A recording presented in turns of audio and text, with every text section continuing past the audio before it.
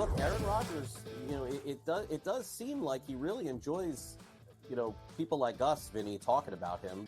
I don't know what's going on here with Aaron Rodgers. I think that there's some frustration settling in, and the Jets were not supposed to be this bad of a defense, right? They've had a lot of injuries. Maybe that's the thing here. Robert Saleh's influence is there. I know they have their defensive coordinator running things, but now he's distracted. Newswire, only on SportsGrid. When you talk about how these series came to a head and what has been happening in this postseason for the Yanks, offensively, it hasn't been Aaron Judge. Baseball is such a big win here.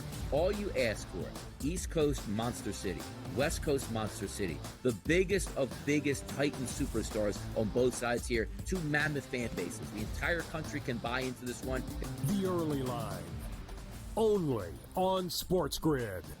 Anyone that's been to a sporting event, the atmosphere before a game, I think Game Time Decisions has that same exact atmosphere. This is our arena. This is what we do. There is going to be an energy to Game Time Decisions that you will feel night in and night out. The excitement you get when you lock your bets in, when you're figuring out what you want to do, we can zone in on the biggest games each night. I want this to be the place that people come to before the games start so they feel as ready as possible to lock in their cards. We are going to hit every single one of those markets that you need to know about. We're going to go through every single thing, and I've got a great team behind me that's going to help me get the job done. There is not going to be a better place, I promise you, than Game Time Decisions to get that new information, react to it, and be able to then bet accordingly. We will have everything at our disposal, and we will use that to our advantage. I'm Kevin Walsh. Tune into Game Time Decisions from 6 to 8 p.m. Eastern on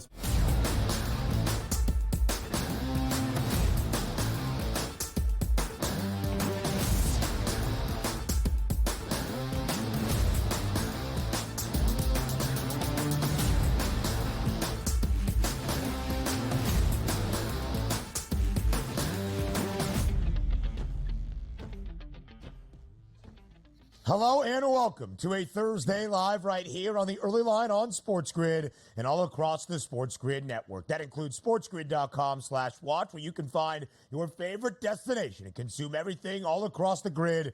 He is Donnie Rightside. I am Ben Stevens. We are here together for the next 3 hours up until 11 a.m. Eastern Time. A Thursday that begins a new week in the National Football League. Week number 8 kicks off tonight inside SoFi Stadium in Los Angeles. Can the Rams resurrect their season and stave off selling everybody ahead of the NFL trade deadline? Will the Minnesota Vikings, after suffering their first loss of the year, bounce back on this short Thursday night football game? That we shall discuss. We are 1 day away from the start of the 2024 World Series. What a long layoff it has been in the MLB postseason. We saw a historic upset last night on a Wednesday in college football in night number 2 of the NBA season, also a night ago. A ton of teams in their season opener, DRS, getting a new year in the association tipped off. It's good stuff for it to be back. It's fun to watch it play through. It's fun to bet. It's fun to handicap. And just that newness of a season where everybody is supposed to be healthy to start off the block. I've been enjoying it very much, but also the NFL's back in our lives tonight. Very, very important. And then this week up set up to the college football slate. We got everything. 3 hours today. We have every angle covered for the people out there. DRS, it is going to be a very exciting weekend in college football. We got a lot of great action on Thursday and Friday. Should be a very enticing week number 8 in the NFL as well. Nobody on the bye this week. Everybody in action across Thursday, Sunday, and of course Monday night. But let's start in the association, the debut of a new arena in downtown Los Angeles. See you later, crypto. It's the Intuit Dome for the LA Clippers. Their new debut in their new home stadium was spoiled last night in overtime by the Phoenix Suns. The Suns win in OT 116-113. However, LA does cover as a 4.5-point home underdog. The wall looks awesome. Steve Ballmer was feeling every emotion that a human possibly can, but Phoenix does prevail in OT to win its season debut. Exactly. Very expensive arena, $70 to park down there in Los Angeles in the Inglewood section. You also had a rebranding here of the Los Angeles Clippers, which looks like a cruise ship. I would have went with the rebranding of, to be honest, Ben, of just the hair clippers. How about the LA Clippers? Just a pair of hair clippers instead of the cruise ship there. I would have did the complete rebrand. But last night, the Phoenix Suns showed they got firepower. Of course, Bradley Beal, Kevin Durant, Devin Booker, a little bit too much. But you know who's in heaven right now? It's James Harden. He's got no help out there. It doesn't matter. Played 40 minutes, shot 28 times from the field, and also had a triple-double. He's loving life, even with the loss, Ben. Yeah, just a couple of assists shy of that triple-double, but 29 points to pace all scores last night. Tyus Jones, a new addition for Phoenix as well, supposed to handle the facilitation to free up D-Book, Beal, and KD. He had 8 dimes last night. Kevin Durant, what is it, year number 18 in the NBA, played 44 minutes last night in overtime in the season debut. At least a superstar is out there. Can't say the same for Philadelphia. Both Joel Embiid and Paul George missing the Sixers season opener last night in Philadelphia. So they closed as a 5.5-point home underdog against the Milwaukee Bucks, and the line was justified. Dame and Giannis lead the Bucks to a 124-109 victory in Philadelphia to win their season debut, a cover with a 15-point victory. Easy peasy there. Dame Lillard dropped 30 points here. You knew the Philadelphia 76ers would be shorthanded, just hoping Maxey would have that monster night. He did have a monster night shooting. Shot 31 times, but only made 10 of those field goals, which included 2 of 9 from three-point range for only 25 points. And this is the city of Philadelphia for this season. Fast forward to the playoffs. Nothing matters. Get a 6 or 7 seed. Hope Joel Embiid is healthy, and that is your season here. Congratulations, season ticket holders, which I don't even know when you're going to get a full Sixers team that you're going to be able to watch. When you look at the stats last night, DRS, Tyrese Maxey, 25 points, but 10 of 31 from the field, 2 of 9 from deep. If you're a Bucks fan, all 5 starters in double digits. Giannis had 25 and 14. Damian Lillard, 30 points and 9 dimes as well. Now a historic upset in college football, entering last night in Kennesaw, Georgia. Kennesaw State, in its very first year as an FBS program, was 0-6, winless. Only one game even decided by single digits, facing Liberty, the unbeaten team in CUSA, a perfect 5-0, who had won 17 consecutive regular season games, supposed to be a G5 contender for a college football playoff spot. And the Flames of Liberty were a 27-point favorite. Should have been an easy win on a Wednesday in Conference USA action. No! Brian Bohannon and the Owls get their first ever win over an FBS team, pulling off a historic upset. 27-24. Kennesaw State wins outright as a 27-point dog. They're pretty impressive at that point. Imagine if you had the money line on Kennesaw State yesterday. I don't think too many people had bets on that, and neither the money line for Liberty. But if I had my druthers, I don't want any G5s to make the college football playoff. I know they have to, so another one bites the dust. Love to see it from my angle, Ben. Hate that to be your reaction, DRS, and a guy that has always been about expansion of the college football playoff. Do not be a hypocrite, my friend. We will talk about some G5 teams a little bit later on in the show that face off in a huge one tomorrow night between Boise State and UNLV. The 6th time ever in the AP poll era, a team at 0-5 or worse has beat a team at 5-0 or better outright in a season, the first in nearly 20 years. Kennesaw State as a football program has been around since 2015. Brian Bohannon has been the head man for every single season for KSU. He gets to reap in the spoils last night. What a victory for Kennesaw State. Now we go to the NFL. Kevin Stefanski handing over play calling duties with a new starting quarterback. That's Jameis Winston. To former OC in Buffalo, that's Ken Dorsey, now calling the plays in Cleveland. Yeah, the coach of the year can't even call plays now. Man, get rid of this entire team. Rebrand it completely. I know they're looking at a dome, Ben, outside of Cleveland in the suburbs. Just rebrand the entire franchise. We're headed back down like we're the Titanic over there. I thought we were looking up for Cleveland. My goodness, it's bad. There's been a lot of optimism for the Browns, DRS, each and every offseason. Not this year. A 1-6 football team, a 9.5-point home underdog on Sunday against the Red Hot Ravens. Bryce Young back in place as the starter in Carolina. Is that good news? The only person mad about that is probably Bryce Young. Like, I got to play again? Come on, man. This is supposed to be the rest of the year off for me so I can rebuild my brand and play next year. I got to play with these bums on the field. That's what I'm taking out of this situation. Not good times here in Carolina, and I don't think he was ready to go back being the starter just yet here. Also an underdog of 9.5 points on Sunday. That is the Carolina Panthers on the road against the Denver Broncos, one of the best defenses in the NFL. John Mara last night at the premiere of, quote, The Duke, Wellington Mara's Giant Life, and the impact that grandpapa or his father had on the National Football League, says that he is committed to Brian Daboll and Joe Shane. There will be no moves made in this season, and he does not anticipate any offseason flurries to the coaching staff or the front office. Yeah, that's the sound of Grandpapa rolling over in his grave to see how poorly this Giants football team is being ran. One of the more iconic franchises in history, run by a buffoon. My goodness. How about missing practice, DRS, because of jury duty? That's the best kicker in the NFL, Brandon Aubrey, but he should be there for Dallas this weekend. Plenty more on the early line comes your way next.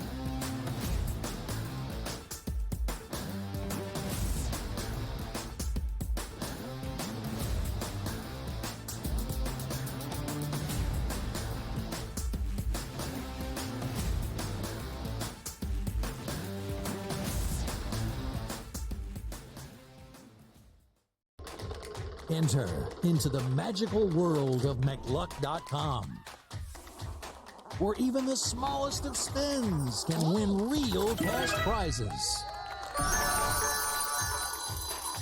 Adventure into over 1,000 of the best Vegas-style slot games. So what are you waiting for? Unlock your free welcome offer today. Join the fun where winners play and players win. Anyone that's been to a sporting event, the atmosphere before a game, I think Game Time Decisions has that same exact atmosphere. This is our arena.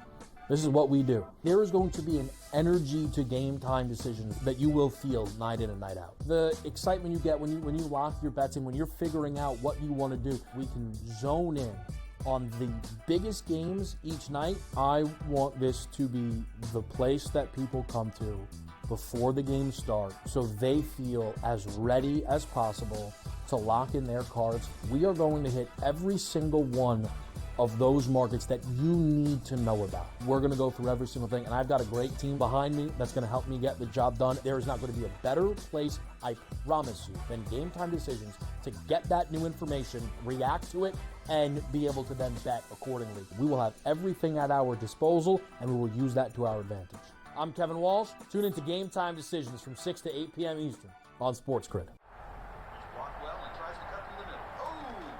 Your gut says Miami is going to win, and you should take the over. Your gut also said your NFT selfies would only go up in value. They didn't. But your head is on SportsGrid and knows the QB is in concussion protocol. The backup has a 45 QBR against the zone coverage. The New York D has the most sacks in the league. So yeah, trust your head. It's smarter to be on SportsGrid. Right here with you on Pro Football Today on SportsGrid. Odds in motion, trying to see what lines have moved throughout the week. Never felt more comfortable in this set than I do for this year. I'm ready. I'm just getting angry. The hot takes are going to be here all long, people. What in the world is going on in Miami, guys? It's not particularly anything to shy away from just because many people are on top of it. Hot take, hot take. I think this line is asking you once again to take the room. Pro Football Today, only on SportsGrid.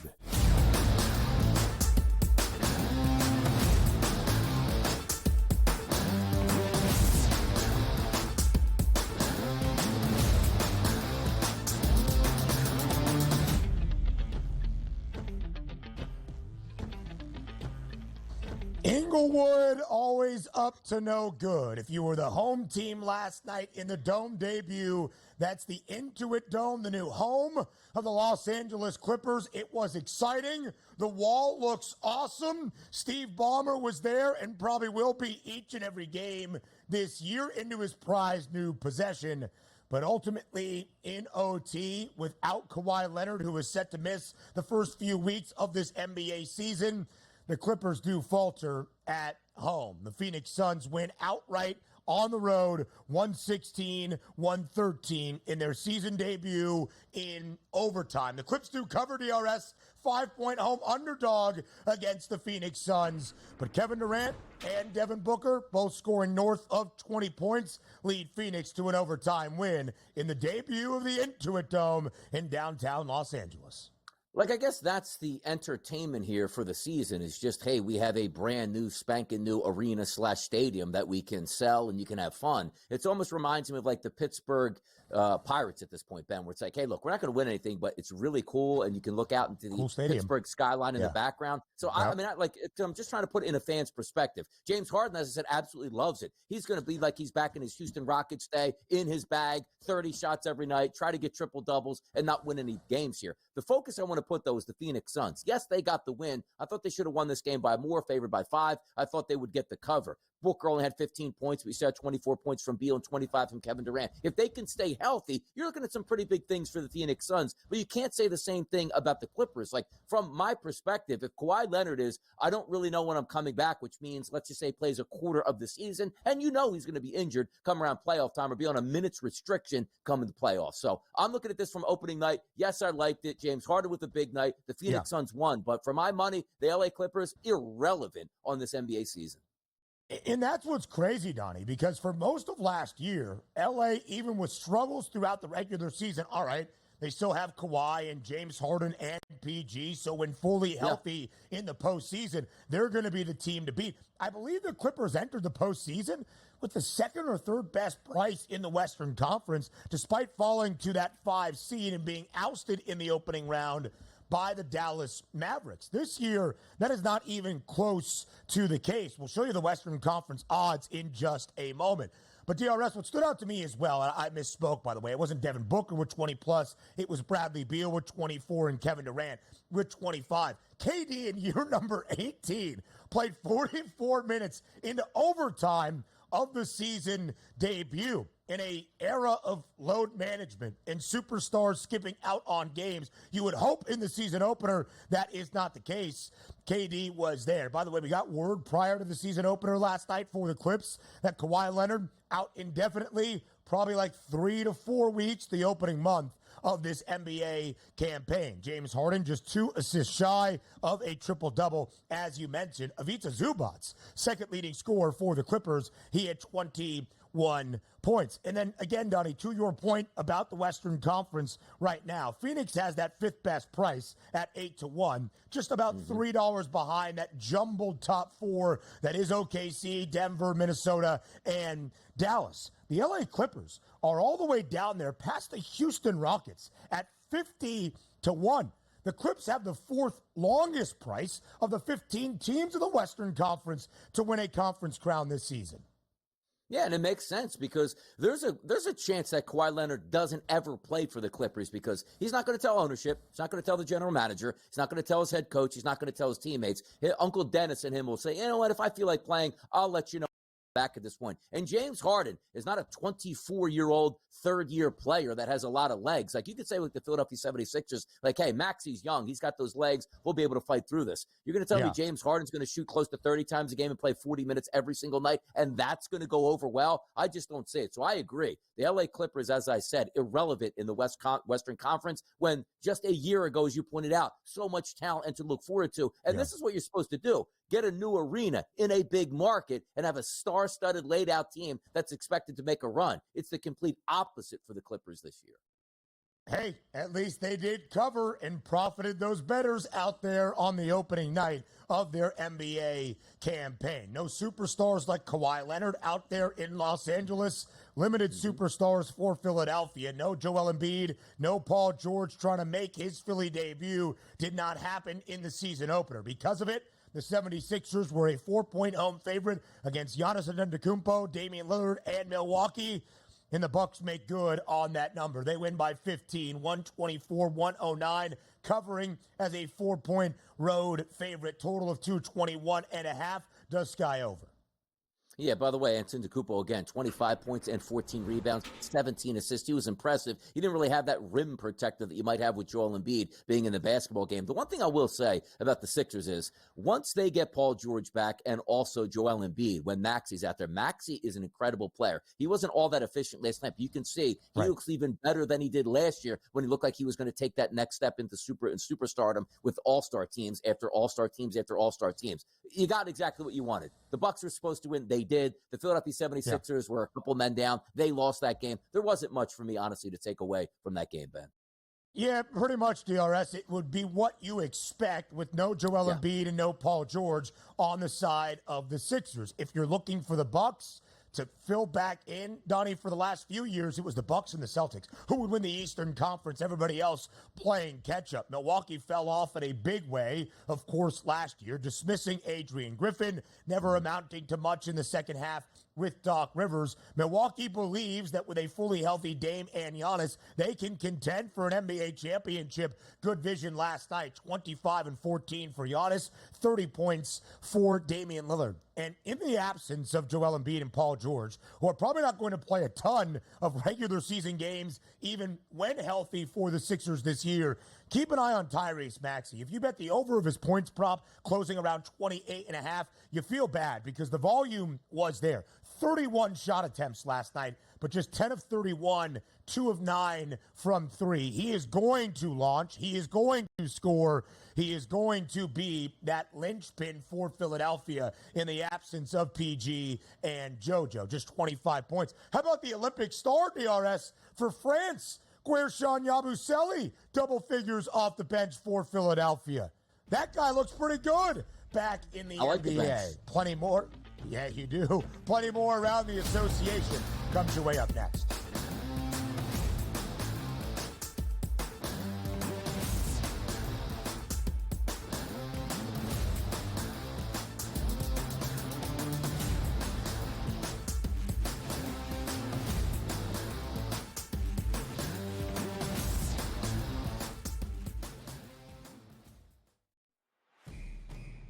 It's a new era in CFP to start off this year, put on full display. My take on this game is simple. I know some people will be upset about it. Good riddance to the Pac-12. Can you do it in terms of the week to week to week? I don't see a pathway for this team to miss the college football playoffs. We want to make sure you have those best bets in the entirety of our betting cards. That was thinking! But he had that program going there! Only on SportsGrid. Did they talk about the play they ran at the end of the game where it was the worst player screen I've ever seen in the history of basketball? No. See, here's what you got to do, Sherwood. I respect you. You're fantastic. But damn it, don't blame the officials. When you have a game like that close, there's about 100 or 1,000 different things you could have done differently that could have won you the game. Betting above the rim. Only on SportsGrid. I tend to do this a lot, by the way. I do it more in baseball, but the anytime home run, where I make like 4 players hit home run. I call it covering the board. You know, if I take 4 players, bet the same amount on each, I only hit 2 of them and I win money. He's already got, 438 rushing yards on the season. He's looking like the old LT days where the Chargers were able to have that strong, dominant running back. Game time decisions. Only on SportsGrid. They lost in Neyland to Tennessee, 24-17. Again, and look, that puts Alabama in a very tough spot. I was looking at the SEC standings just before. They've got 2 losses now in conference because they lost that Vandy game. They're still one of the top-ranked teams in the country when they lose. Everyone else drops like a brick when they lose, except for Alabama. Pharrell Coast to Coast. Only on SportsGrid.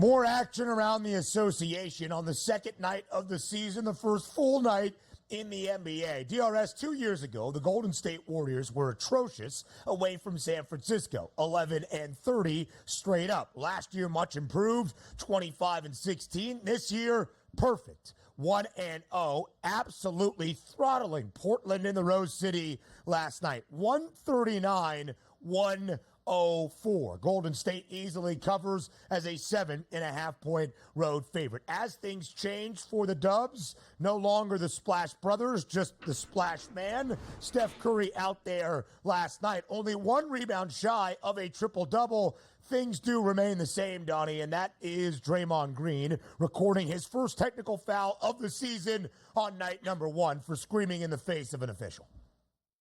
That's the way it goes. So it looks like we're back in a big way at this point. And also, it's just one game. And sometimes you can't just tell the entire story in one. But it just feels like the Portland Trailblazers are just not going to be a factor once again. One of the more proud franchises through the 1980s and 1990s. They hung around with Damian Lillard, who just wanted to be there and hang out in anonymity. They were never going to win anything. It looks like they're never going to win anything again. Now, granted, there's 82 games. It's a long way to go. But I was surprised. A 139-104 effort here. I thought Golden State might be the right play, but my goodness, they came out right away. 21-21. Hey, look at this sluggish start. 41-29 in the second quarter. Like, if you had the under for this game, Ben, 21-21 first quarter, you're loving life, and all of a sudden, they hit the gas pedal. 41, 37, and 40 for Golden State to finish that game out. And they didn't need all of Steph Curry. When I first saw that final score waking up this morning before I hit the box score, I was like, was this a Steph Curry game where he knocked down 11 3-point shots? He plays 25 minutes, shot 4 of 10, only made 3 3-point shots, and he scored 139 points because my guy Buddy Hield is out here banging 3-point shots off the bench.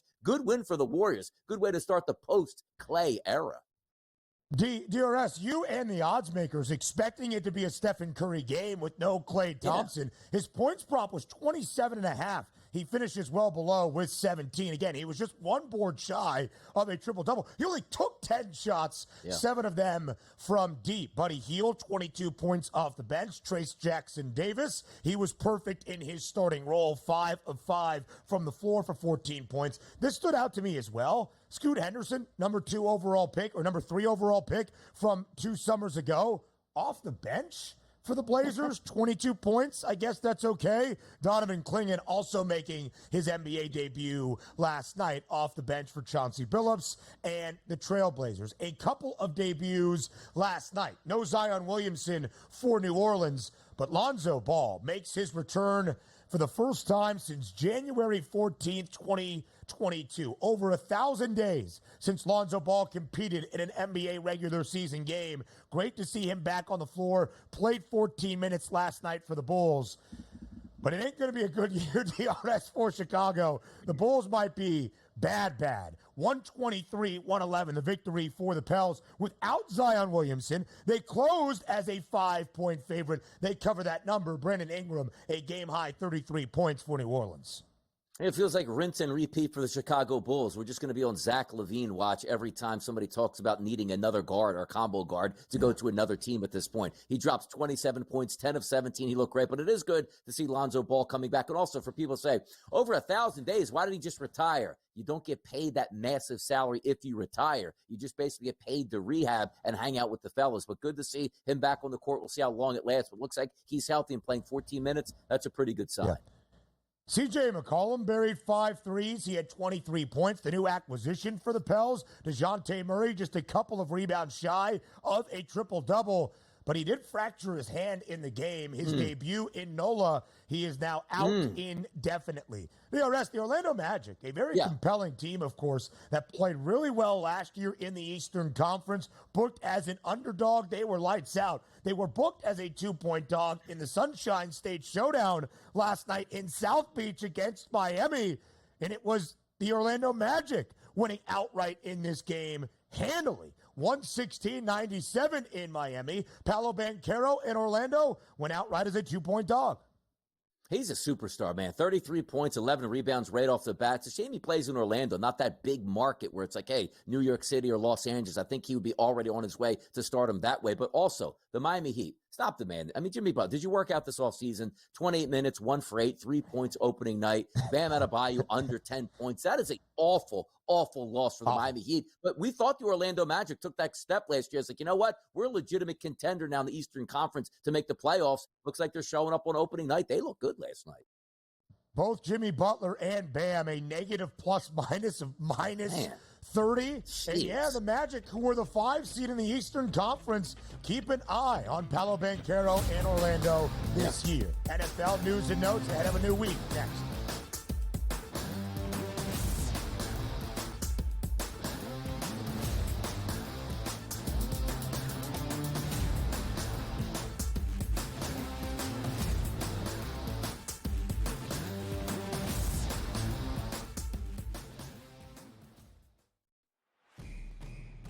It's a new era in CFB to start off this year, put on full display. My take on this game is simple. I know some people will be upset about it. Good riddance to the Pac-12. Can you do it in terms of the week to week to week? I don't see a pathway for this team to miss the college football playoffs. We want to make sure you have those best bets in the entirety of our betting cards. That was looking! But he had that program was really going there! Only on SportsGrid. Did they talk about the play they ran at the end of the game where it was the worst player screen I've ever seen in the history of basketball? No.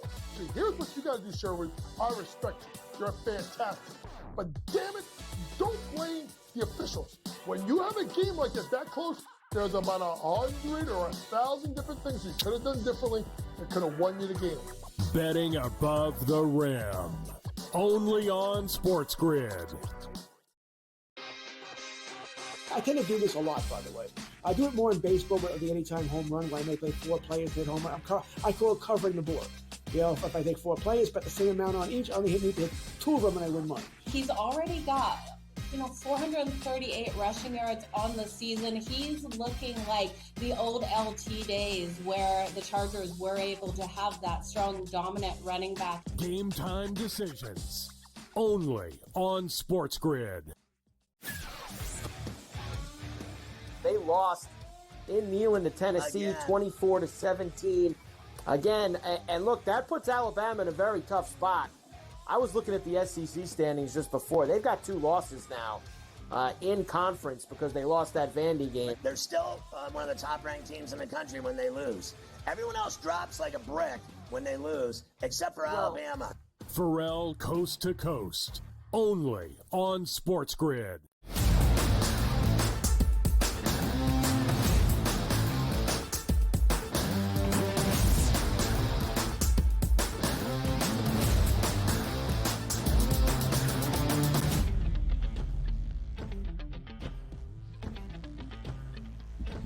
News and notes around the National Football League as a new weight debuts tonight. It is NFL week number 8 starting in Los Angeles between the Rams and the Vikings. But DRS, before we get to Thursday night football, yesterday a big day around the NFL. Practice reports, guys back on the field getting ready for a full Sunday slate. Somebody who might not be practicing much at this stage of his career, whether it was in Green Bay or, of course, last year not fully healthy. That's a 40-year-old quarterback in Aaron Rodgers. When you look at the injury report for Aaron, he's dealing with a ton of things right now. You can call it whatever is listed here, that he's dealing with a hamstring injury, he's got an ankle, he's got a knee. He's 40 years old. That is really the injury report in what it comes down to. But, Donnie, outside of how banged up Aaron Rodgers is after 7 weeks, the fact that gangrene is 2-5, with another game they absolutely must have on Sunday, and they should, as we will show you in just a moment. When you look at Aaron Rodgers this year, second in the National Football League with the most passing attempts. Only Geno Smith has more. That should not be the case for the 40-year-old quarterback through 7 weeks. But despite having the that's cold, man, to put Robert Saleh in the Aaron Rodgers B-roll right there. Despite having the second most passing attempts, DRS, he has the 28th completion percentage among quarterbacks that have started a majority of their team's games this season. It's sub 62%. at 61.7. So he's throwing it a ton. He hasn't been overly accurate or efficient. That's not a recipe for success at 40 years old for the New York Jets. No, it's not a recipe for success, and you get Devontae Adams, so now we're supposed to think we're going to run the football more? No, it's probably going to go even harder in the opposite direction. And the one thing you could say about the New York Jets, they are consistent. When you play a quality football team like the 49ers, you lose. The Broncos, you lose. The Vikings, you lose. The Bills, you lose. And the Steelers, you lose. When you play bottom-of-the-barrel teams, which quite frankly, it feels like the Jets are, you win. Titans and Patriots. Who do they have this weekend? Oh, bottom-of-the-barrel Patriots. So they'll be able to gloss over like, higher energy in this game, and now it's official. We're going to start that comeback, only then to face the Texans in the following week. We'll see how that one goes. I'm not high on the Jets, but if you're an old quarterback and you're already injured at this point, typically it doesn't get better because their offensive line clearly can't protect Aaron Rodgers because he's taking monumental shots on a game-to-game basis. But to get back to your point here, look, an aging quarterback that's banged up with two quality running backs, you should be handing the football, but I don't think the Jets can help themselves at this point, Ben. Yeah, I don't either, DRS. Only sacked once on Sunday night by Pittsburgh. It was a concern because in the first 3 games of the year, Aaron Rodgers sacked just 5 times. In the last 3 entering Sunday night, again, only 1 sack against the Steelers, he was sacked 11 times. Again, not a good recipe to have him drop back as often as he has been in throwing the football this year. And on Sunday night, DRS, I thought after the Monday night game, there was a couple of positives despite finding yet another way to lose against Buffalo. Mainly that was Breece Hall in returning to him as Todd Downing had taken over offensive play calling duties. 18 carries, 23 total touches, 113 yards on the ground for Breece Hall against Buffalo. Against the Steelers, 54 rushing yards as a team. They had less than 64 in their previous 2 losses prior to that Bills game. Again, it is not a good season for New York. Donnie, we have talked about this all year long when it has come to the Jets, week to week, based on the results and the outcome. How does it factor into their overall win total? Can they get to double digits? Can they snap a 13-year playoff drought? Now, here we are, entering week 8. How do you feel? I don't feel very good at all. And you're waiting for the season to get started. But again, we're not in the month of September. Like, hey, 1-2 start, 1-3 start. Let's rebound. They've lost, Broncos, Vikings, Bills, Steelers. 4 straight ball games after they quote unquote woke up and after a 2-1 start, right? Like, just a bad game against the Niners, but then we got right the next 2 weeks. Then they just embarrassed themselves. And I understand football is a game of inches. And if you make a field goal or 2, your record is different. You don't fumble here or there, but you did do that. Your record is what it is. And again, they'll win against the Patriots, but those same questions are going to come up the following week. Can they beat a solid football team at home like the Texans? Because if you're looking down the scorecard, let's just say, the Cardinals are there, that's a winnable game. The Colts at home, it's a winnable game. But all these games should be winnable games with all that talent, but they still already have 5 losses on the season. So you can't take that same context of starting the season saying, ooh, look at all this talent. Here's what they should do. Because obviously they're not doing that. And as I said, if you play a really bad team, you have enough talent to beat them. But the minute you play a team that can go toe-to-toe talent-wise with you, you lose every one of those games. What's going to happen when you get into a close game down the stretch? We're expecting the Jets to win those games when they absolutely haven't done that? No way. Plus 265 for this franchise to snap that 13-year playoff drought. That would mean the Jets have to turn the fortune of their organization on its head. The New York Jets have found active ways to lose football games this season and for the last decade and a half. That is why they are riding a 13-year playoff drought.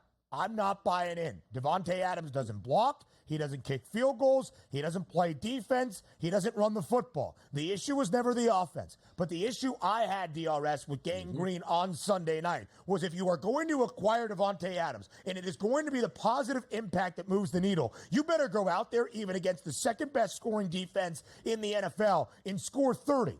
They had 15 in the opening quarter plus, and they were blanked in the second half by Pittsburgh. And then we found out from Aaron Rodgers yesterday that post-game Devontae Adams, I just love this team. Despite being with the franchise for 5 days, gave the, quote, realest post-game heart-to-heart speech that Aaron Rodgers had ever heard in his 20 years in the National Football League. We heard from Tay himself after the loss on Sunday night in the Steel City saying, yet again, we found ways to cough up this opportunity. It has been the issue with this team. Devontae, you've been on the team for less than a week. How do you even know what the issue with the team actually is outside of watching on TV? I guess kind of good news for the Jets, a defense that has really kind of shouldered the burden and has not lived up to being the elite defense it has needed to be in their last few weeks. Hassan Reddick now under contract on the practice field for the first time yesterday, Donnie.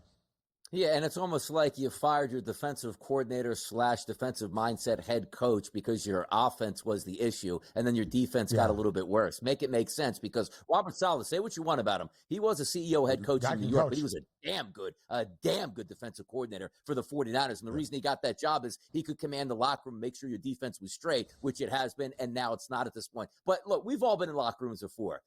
I don't care how good a player you are. I'm sorry. A new kid transfers into your high school. You play a game on a Saturday afternoon, and he stands up after 4 days like, the energy is so low in this locker room, I can't take it. And then somebody should raise your hand and be like, bro, you came from the Raiders. You guys were terrible. What are you talking about? Why don't you raise the energy out for the Raiders? Now you're going to tell us we don't have energy? Stop it. Come on now. Go rehab your hamstring injury and tell me you're okay. Garrett Wilson must be having zero fun at Listen, New York City rent, very expensive. You wonder if you can build that inside even a penthouse on the road in Foxborough against another organization that is having a miserable time here in 2024, the 1-6 Patriots. Donnie, you read the caption of this game board. You see a 7-point number in favor of New York. Got to get these. There's no doubt about that. Two-part question. Will the Jets win? Can New York cover? Yes, they will win and cover, because why? This is what they do. Titans, 7-point win. Patriots, 24-3 already. They play the Patriots again. This is a must-win.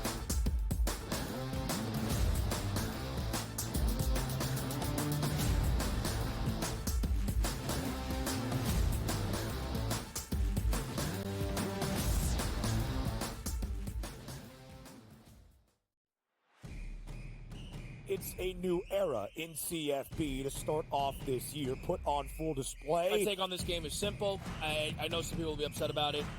Good riddance to the Pac-12. Can you do it in terms of the week to week to week?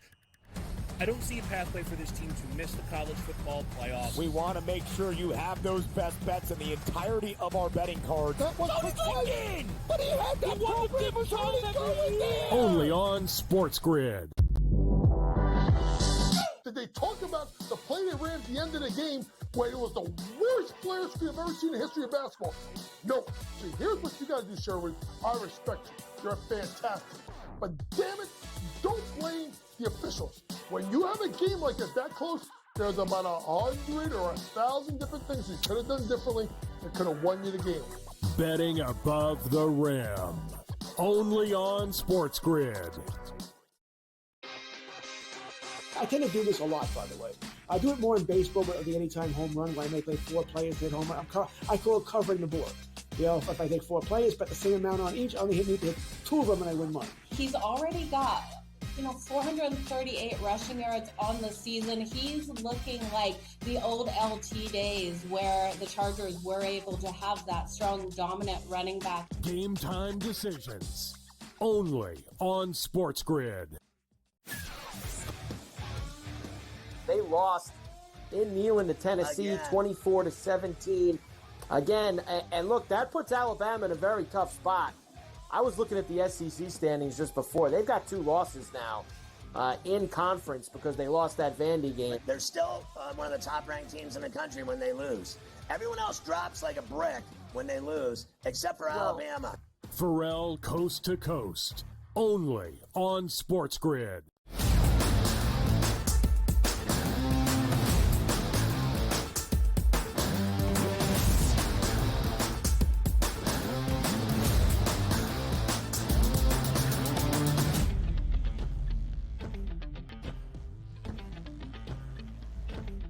A ton of midweek changes to get ready for week number 8 around the NFL. New quarterbacks stepping up and in because of injuries, and new offensive play callers in Cleveland. New quarterback first. Jameis Winston takes over for the injured Deshaun Watson, not the second-year pro Dorian Thompson-Robinson, who was the second-string quarterback last week, and Jameis was the reserve emergency third-string QB. Jameis Winston has played in 5 games this year for the Browns, his first in the land. He has attempted only 12 passes. What might be even more interesting, DRS, than Jameis Winston, the veteran, starting for the injured Deshaun Watson, is the fact that Kevin Stefanski, a 2-time NFL Coach of the Year in his 5 seasons in Cleveland, is handing over play-calling duties to new offensive coordinator Ken Dorsey, who last year, of course, was the OC in Buffalo, was fired midway through the year. They turned over play-calling duties to Joe Brady. What do you make of the situation for a Browns team that is a dreadful 1-6 to start this season?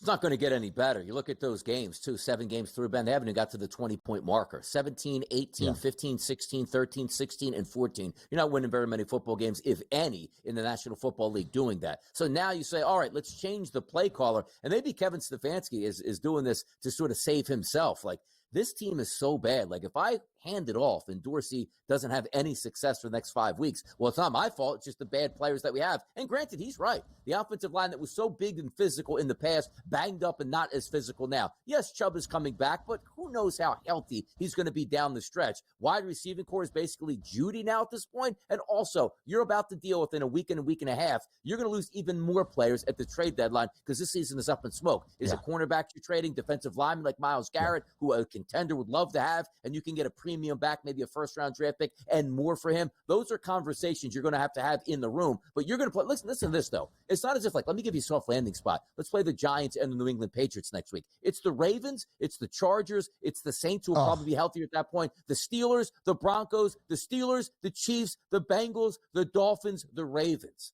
Like, where I know you can't. Any given Sunday, you can win on any week here. This is such a bad team that's getting even more injured and hurt on a week-to-week basis, and the deadline's coming up. Honestly, what is their over-under now from here on out on that schedule? 2 wins? Realistically, maybe 2 wins? It's literally what it is, odds maker, right side. 3.5 is the updated win total for the Cleveland Browns. They have the second shortest number to have the worst record in the NFL this year at plus 230. The Patriots have that best or shortest price at plus 220. The other 1-win team in Carolina is plus 320 as well. And Donnie, we've done this song and dance with Cleveland pretty much every single offseason since Baker Mayfield was drafted first overall. Of course, Baker is in Tampa now. There's always optimism because of how talented the roster is outside of the quarterback position. And even last year, Kevin Stefanski guided Joe Flacco in Cleveland to 11 wins and a playoff berth for the Browns. This year, it's very different. Listen, they're a 9.5-point home dog in front of the dog pound on Sunday against maybe the NFL's best team, but certainly the hottest team in the National Football League at this moment. That's the Baltimore Ravens on a 5-game win streak. Maybe they can cover. They've only covered once in their 6 losses this year. It was 2 weeks ago against Philadelphia as an 8.5-point road dog. And to your point, Donnie, right there at the end of that little clip reel about Cleveland, we saw Myles Garrett. If there's any player that has some value to the rest of the NFL that could be dealt ahead of the deadline, it is probably their very talented defensive standout for Cleveland. Yeah, hey, look, another rebuilding Cleveland. Get ready for that one. Is that they haven't heard that all so many times before. And you take a look even at that Philadelphia Eagles game, which was 20-16. That was a blocked field goal that made that closer. And quite frankly, if that game was another minute and a half longer, the Eagles, after that A.J. Brown pass, would have been in the red zone, probably punching a touchdown. They would get no covers out of the Cleveland Browns. There's nothing worse for morale inside a locker room when you know you might not be there in a week and a half to 2 weeks. Your season is already over in your month of October. Now some of these players are going self-preservation mode. And the organization will do the same by saying, let's look at some younger players in some of these key roles down the stretch. And as we just pointed out, that schedule, that's not an easy one at all. This Brown season went up in smoke very quickly. A very difficult spot for Jameis Winston to make his starting debut in Cleveland. Not much of an easier spot for Bryce Young to return to the lineup for Carolina on Sunday out in Mile High, taking on a really good Denver Broncos defense. DRS, Bryce Young is starting. You can call it for whatever reason. Andy Dalton and his family, unfortunately, involved in a car accident this week. He injured his thumb in the accident. He is now on the sideline. Bryce Young returns as the starter. It was probably the right determination. Andy Dalton's giving you a whole bunch of nothing. You're a one-win football team. You have only covered in that one outright victory this year for the Panthers as an underdog in all 24 games since the start of last year. You are 5-17-2 ATS. But you feel for Bryce Young, DRS, because he goes up against the Denver defense that is the third best scoring in total defense in the NFL, fifth best passing defense in the National Football League, and has recorded 28 total sacks this season, only behind the New York Giants for the second most team sacks in the National Football League. Have fun, Bryce. Yeah, have a lot of fun here because you're looking at that. We had a little fun, right, with that Raiders game, 36-22. Hey, Andy Dalton, look how much fun that was. It was okay against the Bengals. Then the bottom fell out as it should with Andy Dalton with an untalented roster. He scored 10 points, 20 points in a blowout, and then 7 points where the Commanders absolutely destroy you without their starting quarterback. Now you're going into Denver, into elevation with a team that's going to be fresh coming off that blast that they had against the New Orleans Saints. This isn't a good look. And also, from a Bryce Young standpoint, I guarantee you, Ben, they told him when he got sat down against the Raiders, this is going to be an extended layoff. We might bring you back at the end of the season, try to get refocused here. And Bryce Young's telling you, why prepare each and every week like I'm the starter? He wasn't ready to be the starter this week, and I think it's going to be a show. And also, that wide receiver room that at least was running routes, thinking they might get the football, they're back to being dead on arrival. Like, we're never getting the football. Let's go dink and dunk down the field. Get ready, Chuba Hubbard, Miles Sanders. This should be your day here. Let's run it into the ground. A lot of cardio for Deontay Johnson and Adam Thielen. But at altitude, tough day on Sunday for those Panthers wide receivers. You feel for Bryce Young because even if it's not in Charlotte, maybe somewhere else in the NFL as an audition, not a good look on Sunday. Other headlines next.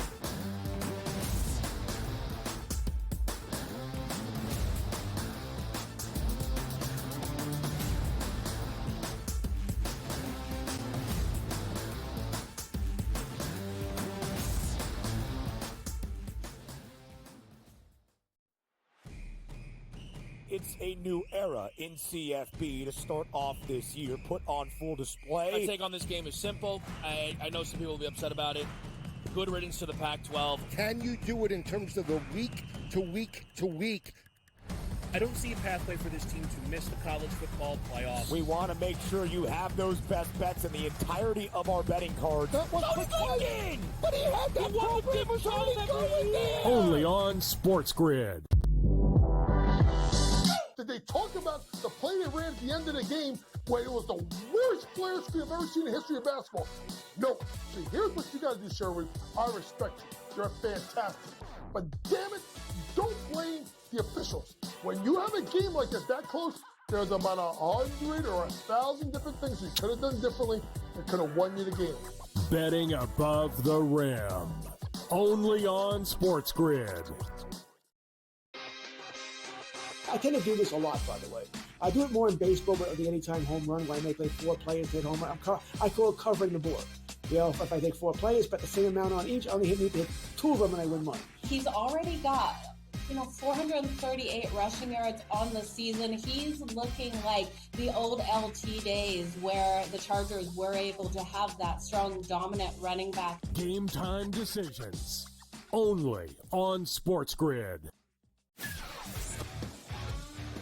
They lost in Neyland to Tennessee, 24-17. Again, and look, that puts Alabama in a very tough spot. I was looking at the SEC standings just before. They've got 2 losses now in conference because they lost that Vandy game. They're still one of the top-ranked teams in the country when they lose. Everyone else drops like a brick when they lose, except for Alabama. Pharrell Coast to Coast. Only on SportsGrid.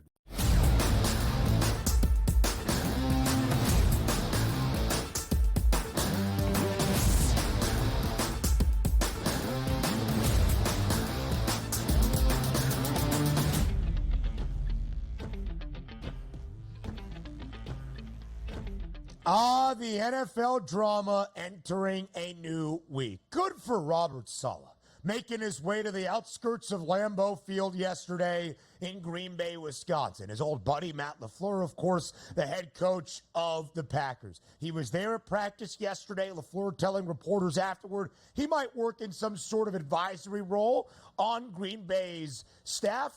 That's fantastic. You go to the place where Aaron Rodgers spent 18 years. For a guy that he did not like at the end of his tenure, that is Matt LaFleur. And you just needle him. You just stick it in his side. You want to kick me out of town? Well, I'll go to the place that thinks that you are a legend and make sure that I leave a lasting impact as well. Good for Robert Saleh, who was scapegoated in this entire thing in terms of his tenure with the New York Jets. Yeah, he'll be a defensive coordinator in the NFL next year. And it's also always good, like, once you can sort of step away from a situation that was extremely toxic, as we know, in New York. The benefits went both ways, though, to be honest, because Robert Saleh, I don't think, would have made it through another year unless Aaron Rodgers actually gave him his blessing in the offseason to the owner to bring back the entire staff. But then when things start going bad, the first guy to go is going to be the coach, not the high, expensive, overpaid, aging quarterback at this point. But I like the fact that he's going to Green Bay, getting a look at what a real winning organization looks like once again, which he saw for the San Francisco 49ers, staying involved in the game, and it'll only help him going into next year. So I love when coaches do it. Not, hey, I got fired and let me get a one-way ticket to, where was it, Thailand or Singapore, which our offensive coordinator guy did in the NFL. Yeah, exactly. Cliff Kingsbury. Cliff Kingsbury. Well, I don't know when I'm coming back. At least he's staying in the market and having some fun at this point right now. So no one-way tickets here for Saleh. Maybe a one-way to Green Bay. You start to make a point about a guy whose name you don't even know and a destination that you could not remember? But no, again, most people aren't going to say, like, hey, man, I don't remember that guy went there. I do. So when I'm trying to make the point, I'm trying to remember who the actual head coach was at the same time. So there you go. Putting it all together. We don't pre-plan things on this show. It's right off the top. You either know it and keep going, you sell it or forget it. For sure. That's it.